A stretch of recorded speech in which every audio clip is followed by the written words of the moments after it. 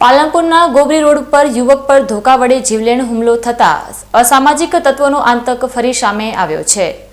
ઘટનાની જાણ થતાં જ પાલનપુર પૂર્વ પોલીસે તાત્કાલિક કાર્યવાહી કરીને હુમલાખોરોને ઝડપી લઈ આગળની વધુ તપાસ હાથ ધરી છે।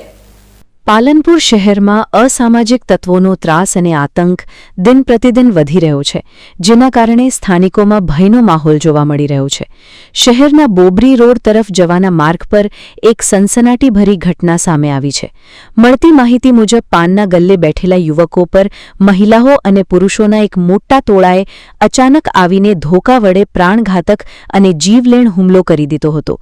પ્રાથમિક તપાસમાં બહાર આવેલા તારણ મુજબ રિક્ષા અને ગાડી સામાન્ય રીતે અડી જવાના મુદ્દે પહેલા માત્ર બોલાચાલી થઈ હતી, પરંતુ જોતા જોતામાં આ વિવાદ ઉગ્ર બન્યો હતો અને તકરારે લોહિયાળ સ્વરૂપ ધારણ કરી લીધું હતું।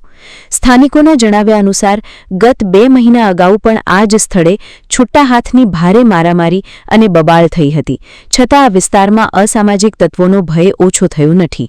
બનાવ અંગે જાણ થતાં જ પાલનપુર પૂર્વ પોલીસનો કાફલો ઘટના સ્થળે દોડી ગયો હતો। પોલીસે ત્વરિત કાર્યવાહી કરીને હુમલો કરનાર તત્વોની અટકાયત કરી લીધી છે। હાલમાં પોલીસ દ્વારા સમગ્ર ઘટનાના સીસીટીવી ફૂટેજ તેમજ આસપાસના લોકોની પૂછપરછના આધારે ગંભીર ગુનો નોંધીને આગળની કાયદેસરની તપાસ ચલાવવામાં આવી રહી છે।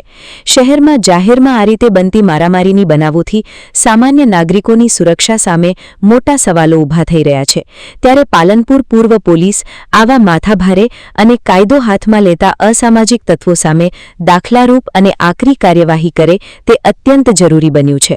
Ramlal Meena, BK news channel, Palanpur.